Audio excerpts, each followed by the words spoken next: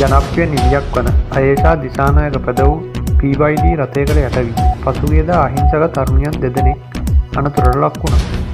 අනතුරින් එක් තරුණියකගේ කොඳුයට පෙළ බිඳී ගොස් ඇති අතර අනෙක් තරුණියගේ පාදයකට බරපතල හානි සිදු වී ඇත.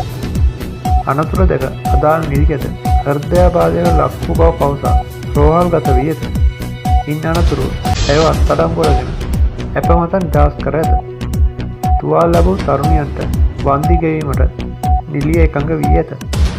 අදාළ නිලිය අනතුර සිදු කළ මොහොතේදී බීමත්ව සිටියේදැයි පරීක්ෂණ සිදු කරයි. සල්ලි හොයන්න දැන් ජොබ් එකක් කරන්නම ඕන නෑ.